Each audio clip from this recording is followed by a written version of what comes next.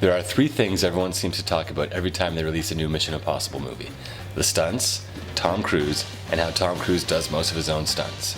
With the franchise almost 2 decades old now, the 53-year-old seems to outdo himself with every film, and they've become increasingly marketed on Cruise putting himself in danger for our amusement. Here's Dork Shelf's look at the evolution of Tom Cruise's stunt work in the Mission Impossible franchise. Brian De Palma's 1996 film took a somewhat tacky 60s TV series and kickstarted a billion-dollar franchise by taking the emphasis away from the Mission Impossible team and putting it all on the Ethan Hunt character. At the time, Tom Cruise was taking mostly dramatic roles, such as A Few Good Men, The Firm, and Born on the 4th of July, for which he received an Oscar nomination. Despite action hits like Top Gun and Days of Thunder, he wasn't yet known as the stunt guy. Though noticeably bulkier, Cruise was pretty tame in this first outing, performing impressive stunts but nothing much that we hadn't seen in other action films. One exception to this would be the famous rappelling scene brilliantly crafted by De Palma. According to IMDb, a top-heavy Cruise kept tipping forward and hitting his head on the floor until he had the idea of putting coins in his shoes for balance. This has become a trademark move for Ethan Hunt's character. He uses it to get into some pretty tough places in the next 2 films, but in Ghost Protocol, the honor is given to Jeremy Renner's Brandt. Renner has already had his own Bourne movie. Could he possibly be getting groomed for a Mission Impossible spin-off as well? For the second Mission Impossible film, the reins were handed to John Woo, known for making over-the-top action movies in both China and Hollywood. His trademarks of excessive gunplay interspersed with hand-to-hand combat and slow-motion birds are all here. This is when people really started talking about Tom Cruise doing his own stunts. Or maybe I'm just thinking of this hilarious MTV sketch. Okay, cut! Out of Tom. Tom Cruise does most of his own stunts, so he doesn't really need a stunt double. But we make good use of the other Tom Cruise.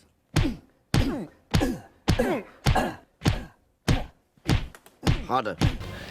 In one of Mission Impossible 2's more squirm-inducing moments, the villain lunges with a knife that ends up being about a millimeter away from Tom Cruise's eye. According to a featurette on the DVD, this was achieved by connecting a real knife to a cable that was measured carefully so that the actor could bring the knife down towards Cruise's face with all his strength and have it stop about 1/4 of an inch away. Not blinking here might just be Tom Cruise's greatest stunt ever. There is so much shooting in this film that most people probably forget that Hunt never even fired a weapon in the first film. And of course, who could forget all the kicks?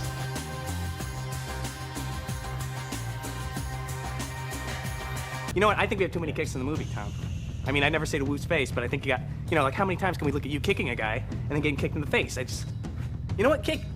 Let's call it, let's call it kicking impossible. You could go. Let's call it kicking impossible.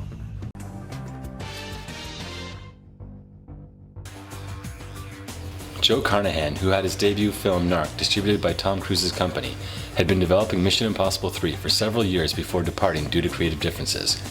They made a wise choice when selecting J.J. Abrams as his replacement, despite the fact that Abrams hadn't yet directed a feature film at that point.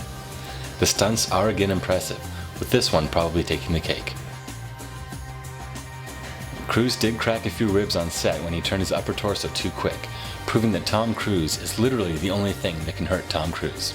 Continuing the tradition of a new director for each film, Brad Bird was tasked with following up Abrams' film that gave the series new life. Ghost Protocol will probably always be remembered as the movie that put the most famous actor in the world on top of the tallest building in the world. Cruise actually climbed outside the Burj Khalifa in Dubai for this sequence that was made to be seen in IMAX, but still induces sweaty palms when seen on the small screen. Cruise's stunt work in this film even inspired on-set photographer David James to publish a book of the images he captured. The 5th installment of the franchise comes out this week, and all we know for sure is that Cruise held his breath underwater for 6 minutes to perform one stunt, and was strapped to the outside of a plane for another. It's hard to believe that he's only 5 years younger than Jon Voight was when he played Jim Phelps in the first Mission Impossible.